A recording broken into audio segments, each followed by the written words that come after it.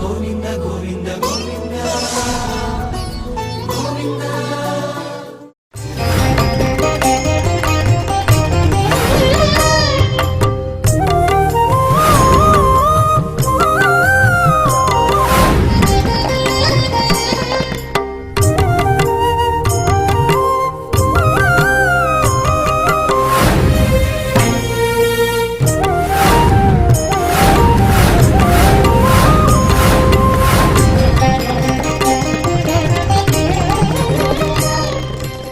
ఓం నమో వెంకటేశాయ.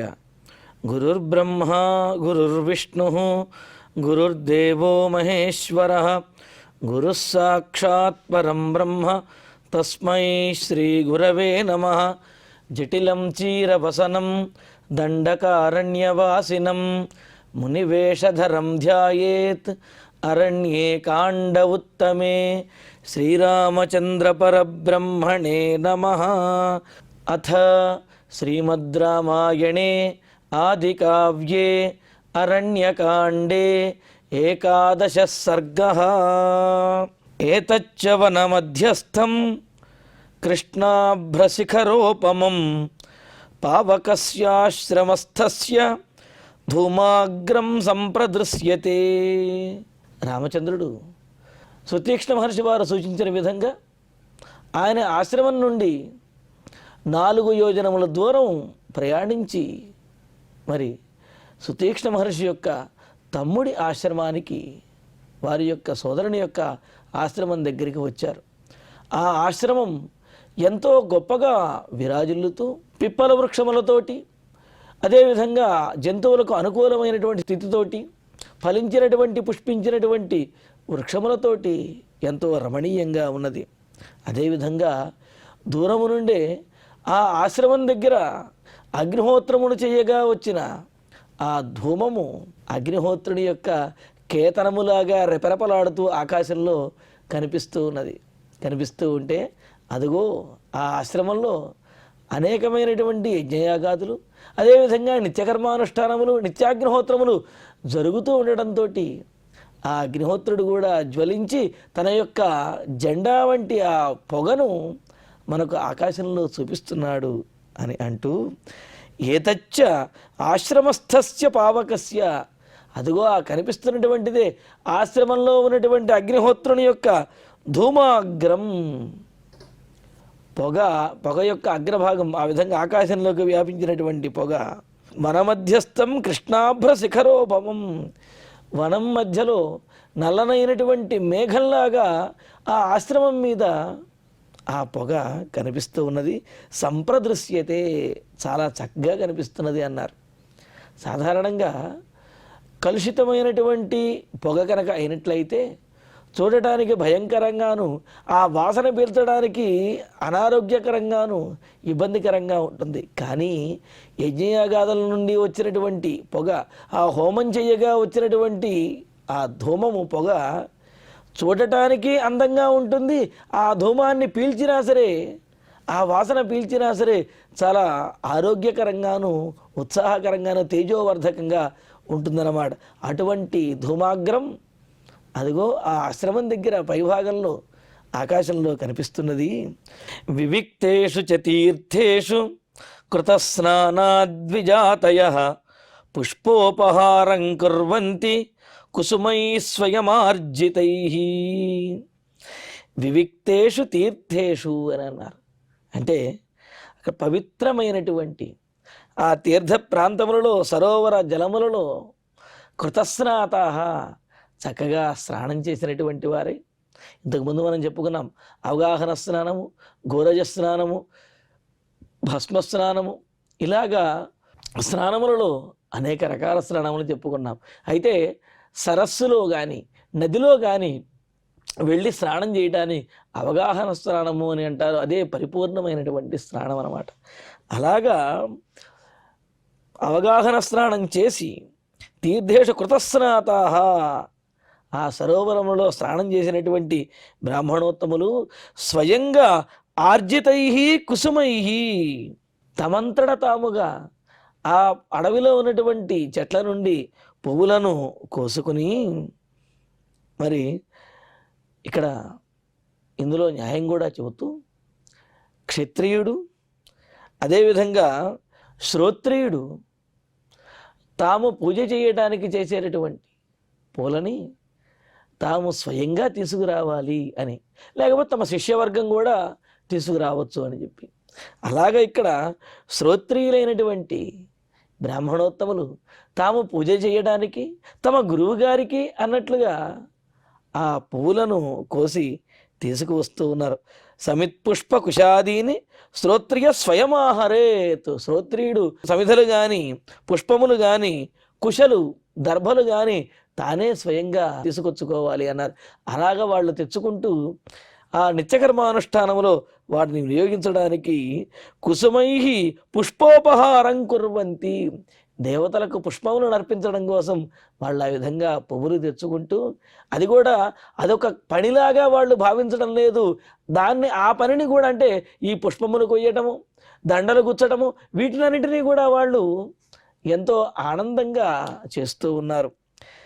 ఇంకా తత్సుతీక్ష్ణస్య వచనం యథా సౌమ్యమయా శ్రుతం అగస్త్యస్యాశ్రమో భ్రాతు నూనమేష భవిష్యతి. లక్ష్మణ, ఈ వాతావరణము సుతీక్ష్ణ మహర్షి చెప్పినటువంటి గుర్తులు అవన్నీ ఇక్కడ కనిపిస్తూ ఉంటే, యథా సుతీక్ష్ణ వచనం యథా, సుతీక్ష్ణుడు ఏ విధంగా చెప్పాడో అదే విధంగా ఉన్నటువంటి ఈ ఆశ్రమము ఏషః అగస్త్యస్య భ్రాతు ఆశ్రమః భవిష్యతి, ఇది అగస్త్యుల వారి యొక్క ఆ సోదరుని ఆశ్రమమే అయి ఉంటుంది అని చెప్పి ఆశ్రమంలోకి వెళుతూ, నిగృహ్యతరసా మృత్యుం లోకానాం హితకామ్యయా యస్య భ్రాత్రా కృతేయం దిక్ శరణ్యా పుణ్యకర్మణ. ఇంకా అంటున్నాడు, ఇది అగస్త్యుని యొక్క సోదరుని ఆశ్రమము అని చెబుతూనే అగస్త్యుల వారి యొక్క గొప్పతనాన్ని ఇక్కడ చెబుతూ ఉన్నారు. యస్య భ్రాత పుణ్యకర్మణ లోకానాం హితకామ్యయ, ఎవరి యొక్క సోదరుడైతే తన యొక్క పుణ్యకర్మలతోటి తపశ్శక్తితోటి లోకములకు హితం చెయ్యాలి, అందరినీ రక్షించాలి అనే కోరికతోటి తరస మృత్యుం శరణ్య మృత్యుం నిగృహ్య, తన తపశ్శక్తితోటి మృత్యువును కూడా ఒడిసి పట్టుకుని ఇయం దిక్కు శరణ్య, ఈ దిక్కు అందరూ ఆశ్రయించి ఉండటానికి యోగ్యంగా చేశాడు. లేకపోతే ఒకప్పుడు ఈ దక్షిణ దిక్కు సామాన్యులు సాధువులు అనేవారు ఉండటానికి వీలు లేకుండా మృత్యువునకు నిలయమై ఉండేది, మోసమునకు కపటమునకు కూడా నిలయమై ఉండి ప్రాణములు ఇక్కడికి వచ్చిన వారందరూ కూడా ప్రాణములు కోల్పోయే విధంగా ఈ దిక్కు ఉండేది. అటువంటి ఈ ప్రాంతాన్ని అగస్త్య మహర్షి తన తపశ్శక్తితోటి మృత్యువుని ఒడిసిపట్టి ఈ ప్రాంతమును సురక్షితంగా చేశారు. ఇక్కడికి వచ్చి ఉండటానికి వీలుగా వారే చేశారు, ఉండటానికి యోగ్యమైనటువంటి స్థానంగా ఏ అగస్త్య మహర్షి చేత చేయబడినదో ఆ అగస్త్య మహర్షి యొక్క సోదరునిదే ఈ ఆశ్రమము అని అంటూ, ఇంకా మరి ఏ విధంగా ఇక్కడ మృత్యువు ఉండేది, ఎలా అగస్త్య మహర్షి ఆ మృత్యువును నిగ్రహించారు అనే విషయాన్ని చెబుతూ ఆ ప్రాంతంలో అక్కడే జరిగినటువంటి ఒక ఇతివృత్తాన్ని కథా విశేషాన్ని చెబుతూ ఉన్నారు. ఇహైకదా కిల క్రూరః వాతాపిరపి చేల్వలః భ్రాతరౌ సహితావాస్తాం బ్రాహ్మణఘ్నౌ మహాసురౌ. లక్ష్మణ, ఈ ప్రాంతంలో ఒకానొక సందర్భంలో ఏకదా ఇహ క్రూరః వాతాపి అపి ఇల్వలశ్చ, క్రూరుడైనటువంటి వాతాపి అనేవాడు, అలాగే అతని సోదరుడైనటువంటి ఇల్వలుడు అనేవాడు కూడా ఇద్దరు ఉండేవాళ్ళు. భ్రాతరౌ, ఇద్దరు అన్నదమ్ములు, ఆ సోదరులిద్దరూ కూడా ఎటువంటి వారు, బ్రాహ్మణఘ్నౌ, ఇక్కడికి వచ్చినటువంటి బ్రాహ్మణులందరినీ మునులను వారిని కూడా వారిని చంపేటటువంటి వారు. మహాసురౌ సహితౌ ఆస్తాం, గొప్ప రాక్షసులైనటువంటి అంటే భయంకరమైనటువంటి రాక్షసులైన ఆ వాతాపి ఇల్వలులు ఇద్దరూ కూడా కలిసి ఈ ప్రాంతంలోనే ఉండేవారు. ఉంటూ ధారయన్ బ్రాహ్మణం రూపం ఇల్వల సంస్కృతం వదన్ ఆమంత్రయతి విప్రాన్ స్మ శ్రాద్ధముద్దిశ్య నిర్ఘృణ. వాతాపి ఇల్వలుడు ఇరువురిలోను కూడా ఇల్వలుడు ఒక బ్రాహ్మణ రూపధారి అయి ఉంటే, అంటే బ్రాహ్మణ వేషాన్ని ధరించి గొప్ప వేద పండితుల్లాగాను ఆయన రూపాన్ని ధరించి సంస్కృతమును అంటే సంస్కరించబడినటువంటి వ్యాకరణాది శాస్త్రయుతమైనటువంటి మాటలను మాట్లాడుతూ, అంటే శాస్త్రీయమైనటువంటి మాటలు మాట్లాడారు అని అంటే వీరేదో చదువుకున్నటువంటి వారు అనే నమ్మకము అవతల వారికి కలుగుతుందన్నమాట. ఆ విధంగా సంస్కృతం వదన్, వ్యాకరణ సంస్కారం కలిగినటువంటి వాక్కుతోటి మాట్లాడుతూ శ్రాద్ధముద్దిశ్య, శ్రాద్ధాన్ని ఉద్దేశించి విప్రాన్ ఆమంత్రయిస్మ, ఆ ప్రాంతంలో ఉన్నటువంటి విప్రులందరినీ బ్రాహ్మణోత్తములందరినీ కూడా ఆమంత్రయతి, ఆయన పిలుస్తూ ఉండేవాడు అన్నమాట. పిలిస్తే వారు కూడా మరి శ్రాద్ధానికి పిలిచినప్పుడు తమకు ఏమాత్రం అవకాశం ఉన్నప్పటికీ ఆ అవకాశానుగుణంగా ఆ శ్రాద్ధానికి వెళ్ళి తీరాలి అనేది శాస్త్రం. కావున ఆ బ్రాహ్మణోత్తములని ఎంతో సంస్కారవంతమైనటువంటి వాక్కుతోటి బ్రాహ్మణ రూపధారి అయినటువంటి ఇల్వలుడు మీరు శ్రాద్ధానికి వచ్చి భోజనం చెయ్యాలి అని చెప్పి పిలిచేవాడు. పిలిస్తే అయ్యో ఇంత శాస్త్రీయంగా గొప్పగా శ్రాద్ధాన్ని చేస్తూ ఉన్నారు, ఇంత ఆదరంగా పిలిచాడు కావున వెళ్ళాలి అని చెప్పి ఆ బ్రాహ్మణోత్తములందరూ కూడా అతడు పిలిచినటువంటి ఆ ప్రాంతానికి వెళ్ళి ఆ శ్రాద్ధంలో ఆ భోజనాన్ని గ్రహించడానికి సిద్ధపడేవారు, ఆ భోజనాన్ని తినేవాళ్ళు. మరి శ్రాద్ధంలో అప్పటి యుగధర్మాన్ని బట్టి భ్రాతరం సంస్కృతం కృత్వా తతస్థం మేషరూపిణం తాన్ ద్విజాన్ భోజయామాస శ్రాద్ధదృష్టేన కర్మణ. మరి వారిని పిలిచినటువంటి ఇల్వలుడు ఎటువంటి వాడు, నిర్ఘృణ అని అన్నాడు. అంటే ఏమాత్రము కూడా దయాస్వభావం అనేది లేనటువంటి వాడు, రూపము ఆ విధంగా వేదవిధుడిలాగా బ్రాహ్మణోత్తముడిలా ఉన్నప్పటికీ కూడా మనస్సు మాత్రం చాలా క్రూరమైనదిగా ఉన్నదిట. అతని యొక్క స్వభావమే అది. రూపం మాత్రం మారినంత మాత్రాన మనస్సులో భావాలు మారతాయా? మారవు కదా. అందువలన అతడు బ్రాహ్మణ రూపాన్ని ధరించినప్పటికీ కూడా స్వతసిద్ధంగా రాక్షసుడు అవటం వల్ల మరి అతడు చాలా క్రూరమైనటువంటి స్వభావంతో ఉండేవాడు. అయినప్పటికీ కూడా తన లక్ష్యం నెరవేరే వరకు చాలా అనునయంగా వినయంగా వారితో మాట్లాడుతూ ఉండేవాడు. మాట్లాడి మరి వారు వచ్చిన తర్వాత ఆనాటి ధర్మం ప్రకారం తతః మేషరూపిణం తం భ్రాతరం, మరి ఇల్వలుడేమో ఈ విధంగా బ్రాహ్మణ వేషధారి అయి అందరినీ భోజనానికి పిలుస్తుంటే వాతాపి మేక రూపంలో ఉండేవాడట. అలా మేక రూపంలో ఉన్నటువంటి వాతాపిని ఇల్వలుడు అతడిని వండి వీరందరికీ కూడా ఆ శ్రాద్ధంలో వడ్డించేవాడట. అయితే ఆనాటి యుగధర్మాన్ని బట్టి మాంసాహారమును కూడా ఆ శ్రాద్ధాదులలో వినియోగించడం అనేది ఉండేది. అయితే ఈ కలియుగంలో మాత్రం వాటిని నిషేధించారు. అశ్వాలంబం గవాలంబం సన్యాసం ఫలమైతృకం దేవరాజ్య స్తోత్పత్తి కలౌ పంచ వివర్జయేత్ అనంటూ అశ్వమేధము, గోమేధము, అదేవిధంగా శ్రాద్ధముల యందు మాంసంతో భోజనం పెట్టడము, అదేవిధంగా మరుదుల ద్వారా సంతానోత్పత్తిని పొందటము, ఇవన్నీ కూడా ఈ కలియుగంలో వర్జించారు, కలియుగంలో చేయకూడదు అని చెప్పారు. కావున ఆనాటి త్రేతాయుగ ధర్మాలను బట్టి అప్పుడు వారు చేసి ఉండవచ్చు అన్నమాట.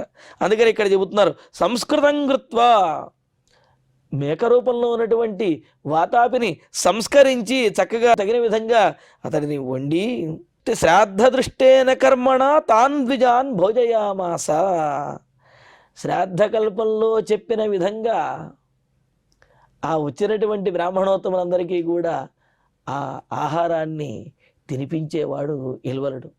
వాళ్ళు ఆహారాన్ని చక్కగా తిని మరి నీటితోటి కంఠశుద్ధి చేసుకుని తీర్థం ప్రసాదం సకలం సంపూర్ణం అని చెప్పి అడిగి అయ్యా మేము చక్కగా పూర్తిగా భోజనం చేశాము అని చెప్పిన తర్వాత ఇంకా అప్పుడు ఇలవలుడు ఇలా అనేవాడు, తతో భుక్తవతాం తేషాం విప్రాణమిల్వలో బ్రవీత్ వాతాపే నిష్క్రమస్వేతి స్వరేణ మహతా వదన్. తత ఇంకా వారందరూ భోజనం చేసిన తర్వాత తేషాం విప్రాణాం భుక్తవతాం, ఇల్వలుడు వడ్డించినటువంటి భోజనం అంతటినీ కూడా బ్రాహ్మణోత్తములు పూర్తిగా భుజించిన తర్వాత ఇల్వలుడు మహతాస్వరేణ పెద్ద కంఠంతో పెద్దగా పిలుస్తూ వాతాపే నిష్క్రమస్వ, వాతాపి బయటకు రానాయనా అని చెప్పి ఇలా అరిచేవాట. అరిచేటప్పటికీ ఈ విధంగా వాతాపే నిష్క్రమస్వ అని అనేటప్పటికీ తతో భ్రాతుర్వచశ్రుత్వా వాతాపిర్మేషవన్నదన్ను భిత్వా భిత్వా శరీరాణి బ్రాహ్మణానాం వినిష్పతతు. ఎప్పుడైతే ఇల్వలుడు వాతాపి బయటికి రా, వాతాపి బయటికి రా అని చెప్పి అరిచాడో, అరిచిన వెంటనే ఆ బ్రాహ్మణోత్తముల యొక్క పొట్టలు చీల్చుకుని వాతాపి బయటికి వచ్చేవాడు.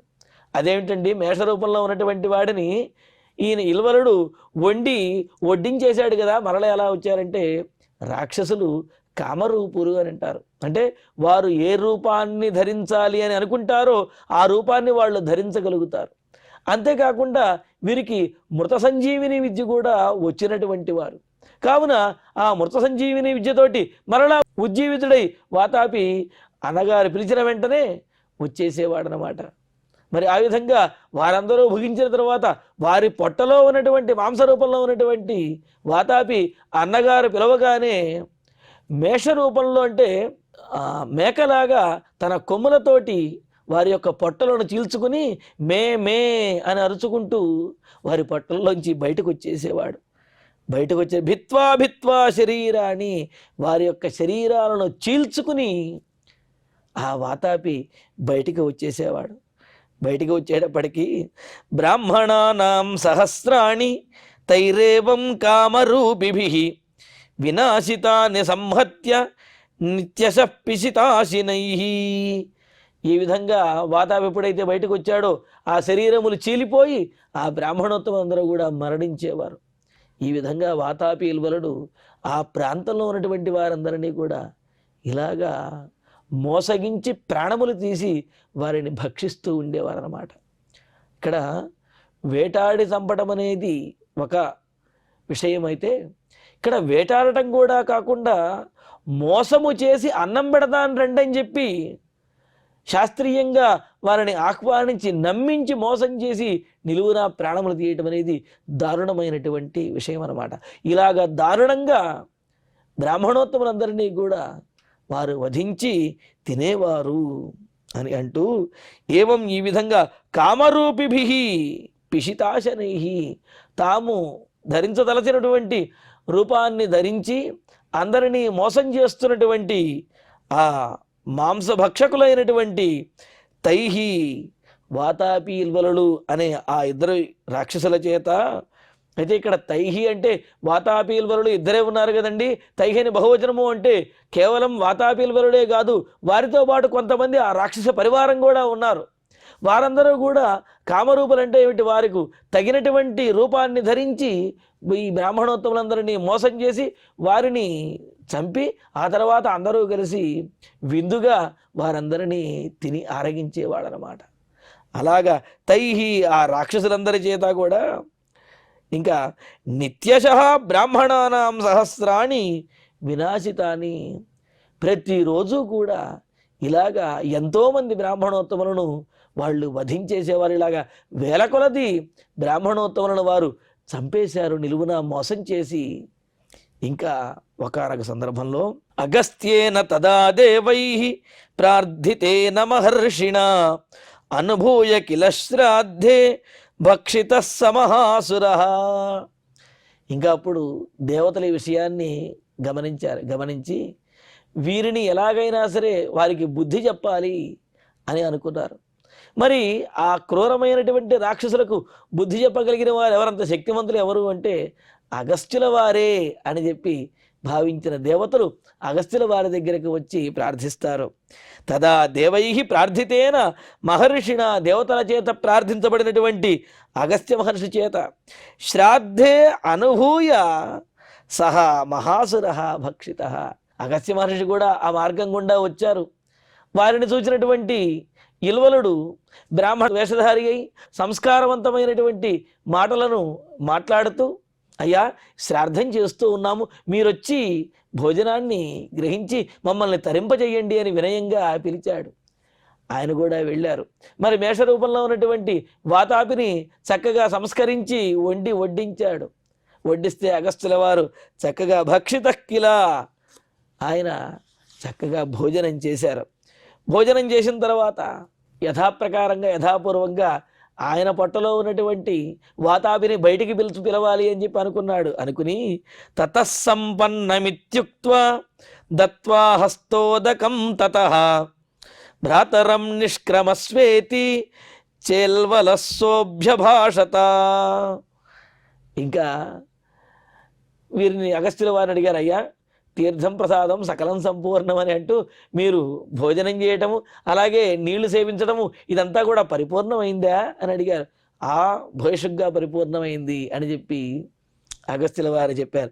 చెప్పిన తర్వాత చేతులు కడుక్కోవడానికి నీళ్లు ఇచ్చి వారి చేతులు కడుక్కున్న తర్వాత ఇంకా ఇప్పుడు అగస్త్యుల వారి పొట్టలో ఉన్నటువంటి వాతాపిని బయటకు పిలవాలి అని చెప్పి భ్రాతరం నిష్క్రమస్వేతి, వాతాపి బయటకు రా అని చెప్పి ఇల్వలుడు అరవటం మొదలుపెట్టాడు. ఇంకా తతః సహ ఇల్వలశ్చ సంపన్నం సతథా భాషమాణం తం భ్రాతరం విప్రఘాతినం అబ్రవీత్ ప్రహసన్ ధీమాన్ అగస్త్యో ముని సత్తమః.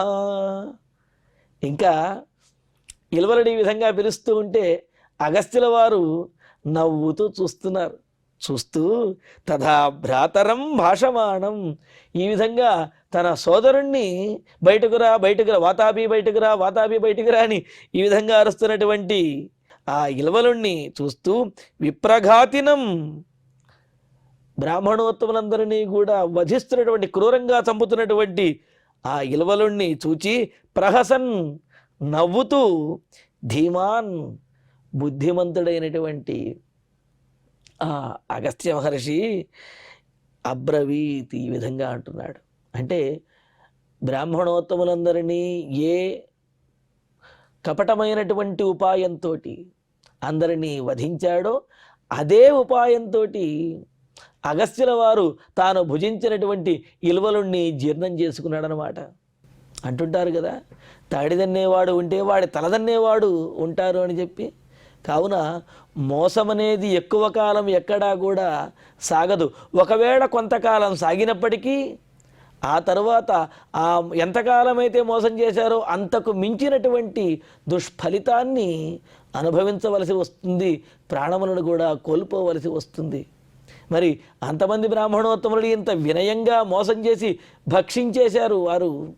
మరి అటువంటి ఆ వాతాపిని అగస్త్యుల వారు భక్షించి తనలో జీర్ణం చేసుకుని ఇంకా ఇలాగా ఇల్వలుడితోటి నవ్వుతూ అంటున్నారు, కుతో నిష్క్రమితుం శక్తి మయా జీర్ణస్య రక్షస భ్రాతుస్తే మేష రూపస్య గతస్య యమసాదనం. ఇల్వల, నా పొట్టలోకి వెళ్ళి నా చేత జీర్ణం చేయబడినటువంటివి నీ సోదరుడు మేక రూపంలో ఉన్నటువంటి మేక మాంస రూపంలో ఉన్నటువంటి నీ సోదరుడు నా ఉదరంలోనే జీర్ణమైపోయాడు. జీర్ణమైపోయినటువంటి వాడు మరలా బయటికి ఎలా వస్తాడు? ఇది సాధ్యం కాదు. నా ఉదరంలో ప్రవేశిస్తూనే కేవలం ఉదరంలోనే కాదు యమలోకానికి కూడా అతను వెళ్ళిపోయాడు. అలాగా యమసాధనం గతస్య, యమలోకానికి వెళ్ళినటువంటి నీ సోదరుడు తే భ్రాతు నిష్క్రమితుం శక్తి కుతః, ఇంకా నా పొట్టలోంచి పొట్ట చీల్చుకుని బయటకు వచ్చేంత శక్తి ఇంకా అతనికి ఎక్కడుంది? అతడు ఎప్పుడో గతించేశాడు అని అన్నారు. అనేటప్పటికీ అధతస్య వచశ్రుత్వా భ్రాతుర్నిధన సంశ్రయం ప్రదర్శయితుమారేభే మునిం క్రోధాన్నిశాచరః. ఇంకా అగస్త్యుల వారి యొక్క మాట విన్న ఇల్వలుడు కోపంతో అయ్యయ్యో తమ్ముడు గతించేశాడే అనే ఒకానొక బాధ. అదేవిధంగా తమని ఈ విధంగా తాము వధించుదాము, తాము చంపేద్దాము అని చెప్పి అనుకుంటే అతడే తమ తమ్ముణ్ణి వధించాడు అనే కోపము. దీనితోటి అగస్త్యుల వారి మాట విన వెంటనే ఆయన మీద ఇంకా ప్రహారం చేయటానికి, ఆయనను వధించడానికి, ఆక్రమించడానికి, దౌర్జన్యం చేయటానికి ఇల్వలుడు ప్రయత్నించాడనమాట. నిధన సంశ్రయం మునిం క్రోధాత్ ప్రదర్శయితు ఆరేవే. తన తమ్ముడి మరణానికి కారణమైనటువంటి అగస్త్యుల వారిని దండించడం కోసం, ఆయనను వధించడం కోసం ఇల్వలుడు ఇంకా కోపంగా ఆయన మీదకు ఆక్రమించాడు. శోభిద్రవన్ మునిశ్రేష్టం మునినా దీప్త తేజస చక్షుషాణల కల్పేన నిర్దగ్ధో నిధనంగత. ఇంకా అగస్త్య మహర్షి మీదకి వెళితే ఆయన ఏమన్నా సామాన్యుడా? వాతాపినైతే ఆయన భుజించి తనలో జీర్ణం చేసుకున్నాడు. ఇల్వలుడిని అంత అవకాశం కూడా ఇవ్వలేదు. తన తపశ్శక్తితోటి, తన కన్నులతో చూడటంతో ఆ నేత్రముల నుండి వచ్చినటువంటి ఆ అగ్నితోటి ఇల్వలుడు భస్మమైపోయాడు, గతించేశాడు. ఈ విధంగా సహా మునిశ్రేష్టం అభిద్రవతు. ఆ ఇల్వలుడు అగస్త్య మహర్షిని వధించడం కోసమని చెప్పి ఆక్రమించాడు, మీదకి పరిగెత్తి వచ్చాడు. అయితే దీప్త తేజసా మునినా, ప్రజ్వరిల్లుతున్నటువంటి ఆ మహర్షి యొక్క చూపులతోటే అనల కల్పేన చక్షుష, అగ్ని వంటి ఆయన యొక్క చూపులలో నిర్దగ్ధ నిధనంగత, తగలబడి ఆ తపశ్శక్తితో వచ్చినటువంటి అగ్నితోటి ఇల్వలుడు ఆ విధంగా దహించబడి అతను కూడా గతించేశాడు. ఇక దానితోటి అక్కడ వాతాపి ఇల్వలుల యొక్క పీడ విరగడైంది. ఆ ప్రాంతంలో మిగతా వారు ఇంకెవరైనా నివసించడానికి యోగ్యమైనటువంటి ప్రదేశంగా ఉన్నది. ఎప్పటి వరకు అయితే వాతాపి ఇల్వలులు ఉన్నారో అప్పటి వరకు ఆ ప్రాంతానికి వచ్చినటువంటి వారందరినీ కూడా వారు మోసం చేసి చంపి తినేశారు. అటువంటి వారిని అందరినీ కూడా వధించినటువంటి వారిని అగస్త్యుల వారు దండించి, వారిని వధించి లోక కళ్యాణం చేసి ఈ ప్రాంతాన్ని సురక్షితంగా చేశారు లక్ష్మణ అని రామచంద్రమూర్తి అగస్త్యుల వారి యొక్క ఆ గొప్పతనాన్ని తెలియజేశారు. మరి ఆ తర్వాత అగస్త్యుల వారి ఆశ్రమానికి ఎలా చేరుకున్నారు, వారు రామచంద్రమూర్తితోటి ఏం మాట్లాడారు, ఆ విశేషములన్నింటినీ కూడా తరువాతి ప్రవచనంలో తెలుసుకుందాము. ఇక ఇప్పుడు శ్లోకాలను పారాయణ చేసుకుందాము. ఏతచ్చవన మధ్యస్థం కృష్ణాభ్రశిఖరోపమం పావకస్యాశ్రమస్థస్య ధూమాగ్రం సంప్రదృశ్యతే వివిక్తేషు చ తీర్థేషు కృతస్నానాద్విజాతయః పుష్పోపహారం కుర్వంతి కుసుమైః స్వయమార్జితైః తత్సుతీక్ష్ణస్య వచనం యథా సౌమ్యమయా శ్రుతం అగస్త్యస్య ఆశ్రమో భ్రాతుః నూనమేష భవిష్యతి నిగృహ్యతరసా మృత్యుం లోకానాం హితకామ్యయా యస్య భ్రాత్రా కృతేయం దిక్ శరణ్యా పుణ్యకర్మణా ఇహైకదా కిల క్రూరః వాతాపిరపి చేల్వలః భ్రాతరౌ సహితావాస్తాం బ్రాహ్మణఘ్నౌ మహాసురౌ ధారయన్ బ్రాహ్మణం రూపం ఇల్వలః సంస్కృతం వదన్ ఆమంత్రయతి విప్రాన్ స్మ శ్రాద్ధముద్దిశ్య నిర్ఘృణః భ్రాతరం సంస్కృతం కృత్వా తతస్తం మేషరూపిణం తాన్ ద్విజాన్ భోజయామాస శ్రాద్ధదృష్టేన కర్మణా తతో భుక్తవతాం తేషాం విప్రాణామిల్వలోబ్రవీత్ వాతాపే నిష్క్రమస్వేతి స్వరేణ మహతా వదన్ తతో భ్రాతుర్వచ శ్రుత్వా వాతాపిర్మేషవన్నదన్ భిత్వా భిత్వా శరీరాణి బ్రాహ్మణానాం వినిష్పతత్ బ్రాహ్మణానాం సహస్రాణి తైరేవం కామరూపిభిః వినాశితాని సంహత్య నిత్యశః పిశితాశనైః అగస్త్యేన తదా దేవైః ప్రార్థితేన మహర్షిణా అనుభూయ కిల శ్రాద్ధే భక్షితః స మహాసురః. తతః సంపన్నమిత్యుక్త్వా దత్వా హస్తోదకం తతః భ్రాతరం నిష్క్రమస్వేతి చేల్వలశోభ్యభాషత.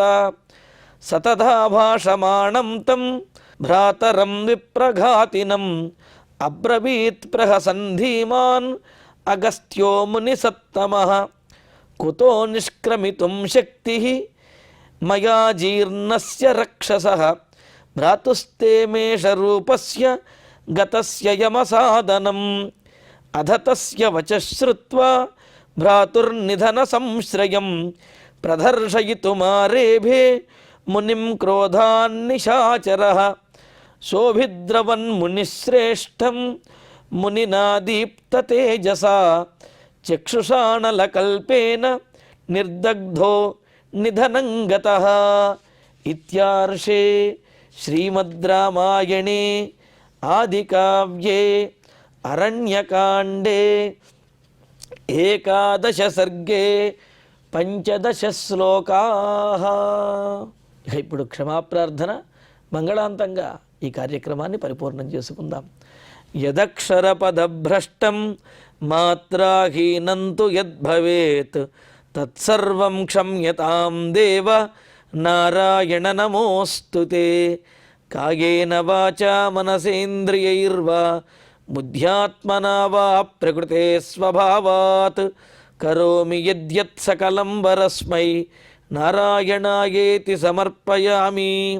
శ్రియః కాంతాయ కళ్యాణ నిధయే నిధయేర్ధినాం శ్రీవేంకట నివాసాయ శ్రీనివాసాయ మంగళం.